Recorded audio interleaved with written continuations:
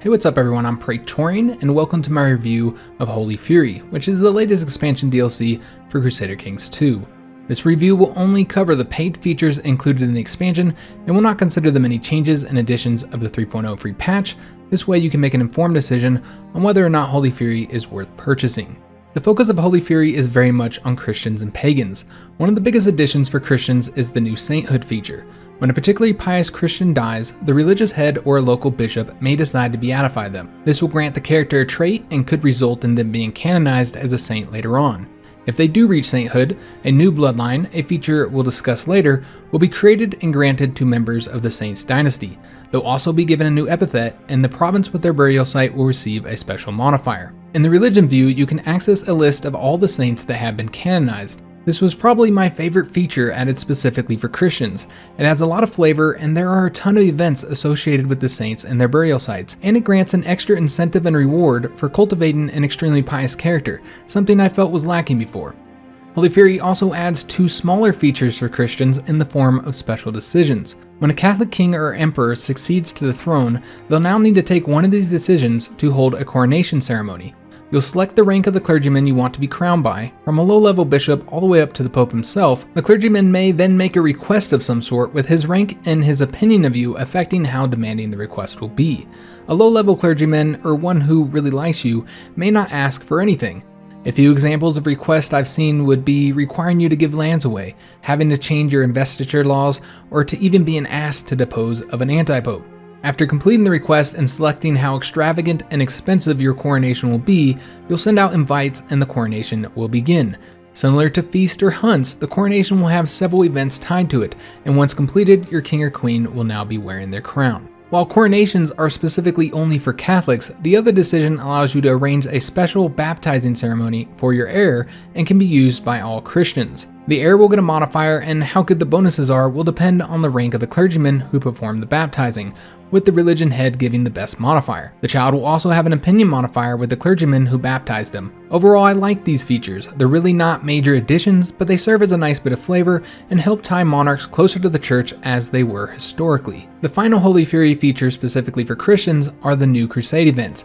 Now, the 3.0 patch has completely revamped the Crusade mechanic. Everyone will get these changes for free. However, Holy Fury adds 4 new Crusade event chains. The events you're seeing on the screen right now are tied to the Children's Crusade. The 3 other special crusades are the 4th Crusade, the Northern Crusade, and the Reconquista of Iberia. Once again, this is the feature that adds more flavor, but they really only affect characters in a few regions, so you may not actually interact with them at all. When Holy Fury was first announced, I was thinking that it would be more of a Christian-focused expansion. On the contrary, some of the best features of the DLC are actually for pagans. Pagan characters get access to a new type of society called the Warrior Lodge. In order for a character to join the Warrior Lodge, they'll need to defeat one of its members in a duel.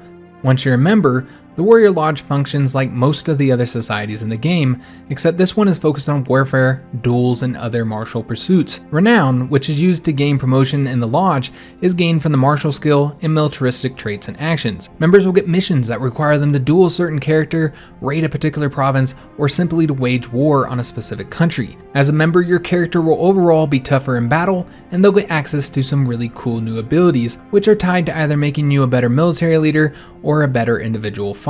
Some of my personal favorite abilities would be appointing shield maidens, the Reaver power, which increases your chance to capture enemies and loot artifacts, and the Go Berserk ability, which fires a fun event and grants the Berserker trait. On top of all this, being a lodge member may result in your character's portrait being enhanced with temporary war paint or a permanent facial tattoo. The Warrior Lodge is a fantastic addition for pagans, and I had a blast playing with them. The lodges really emphasize the militaristic nature of the pagan tribes, encouraging you to raid and murder your way throughout the medieval world.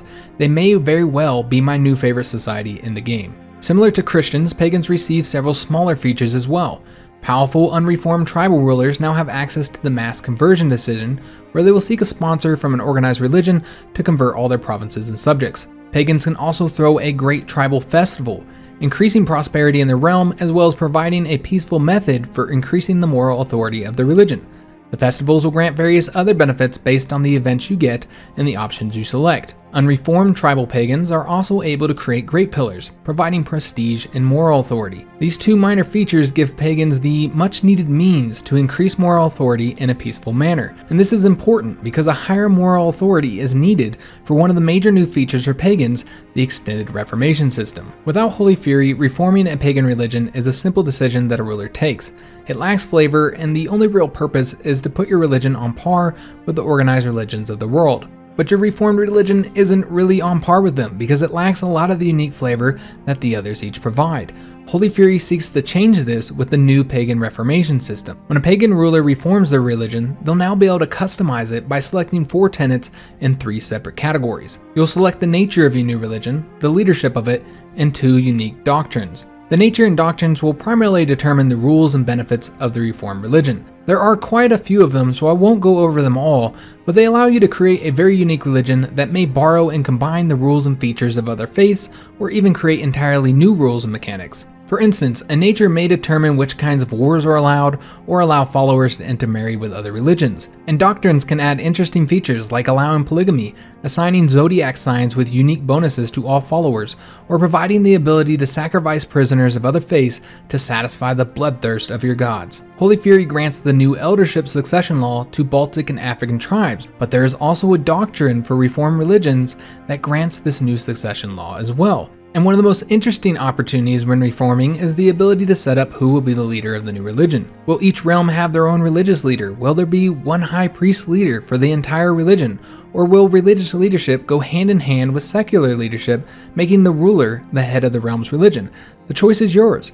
In addition, by combining certain doctrines, you can get special synergy effects. I love playing around with this mechanic, and I can only imagine the many possible religious configurations players will be able to create with it. Honestly, this adds so much flavor and choice to the Reformation system, and is probably one of the best features of Holy Fury. The Extended Reformations ties into another new feature added in the expansion.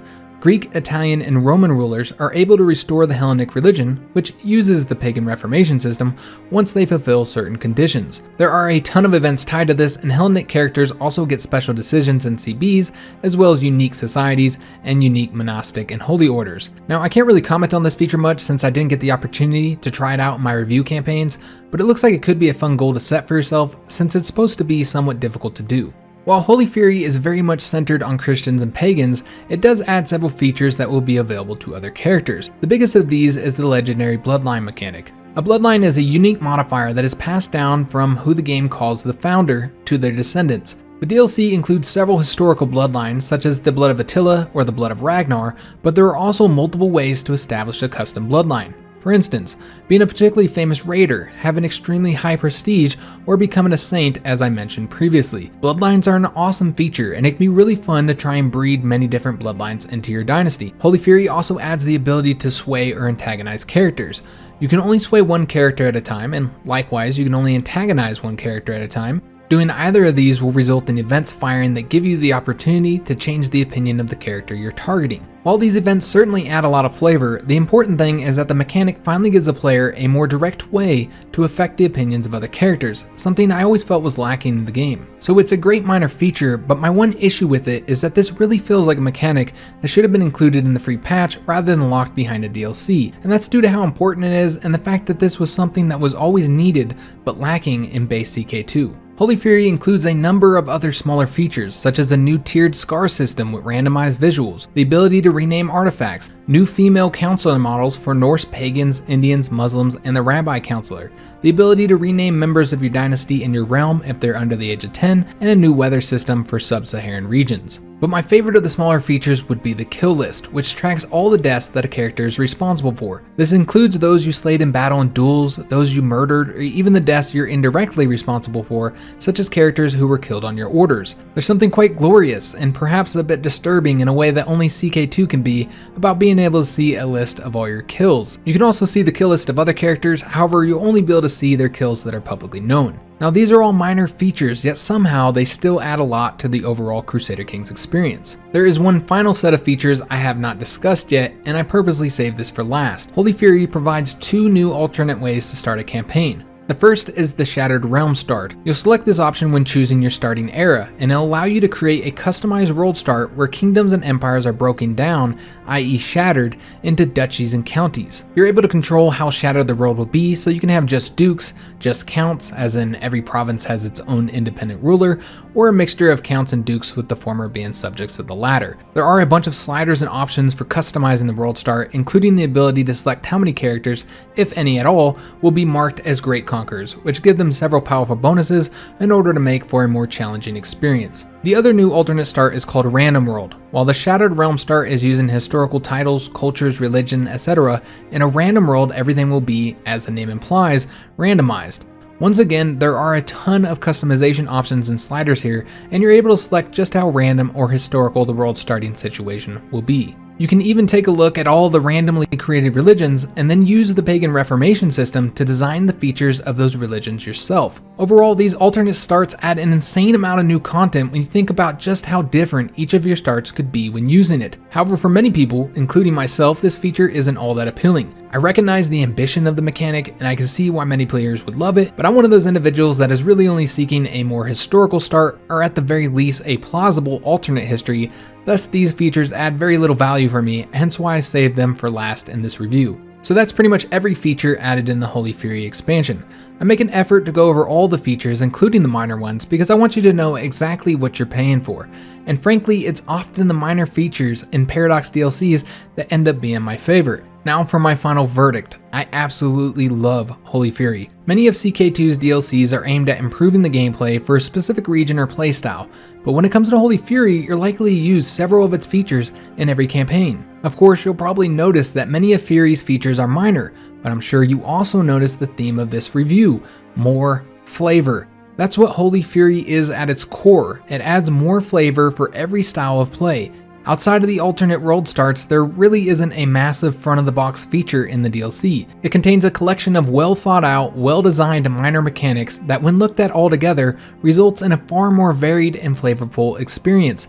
And this is true for all styles and regions, though particularly the case for Christians and Pagans. If you are a fan of Crusader Kings II, then I definitely recommend that you purchase Holy Fury. As for whether it's worth the full asking price of $19.99 in US dollars, well, I try not to focus on this aspect too much since value is so subjective, but for me, $19.99 feels too costly. I can't pinpoint my finger on exactly why, perhaps it's the lack of a front-of-the-box feature, but I wouldn't personally pay $20 for Holy Fury despite really liking the expansion. But as I said, whether or not the features justify the cost for you is entirely dependent on your own perspective and financial situation. And that's why I like to do these reviews, so that you can make that decision for yourself with the information that you need. If $20 is too expensive, then simply wait for the inevitable sell. So that's going to be it for this review. I hope you enjoyed it, found the video helpful. If you did, make sure you leave a like and subscribe to our channel. Maybe go check out some of our other content. If you've already purchased the expansion, I'd love to hear your opinions of Holy Fury and its features in the comments below. Thanks for watching, guys.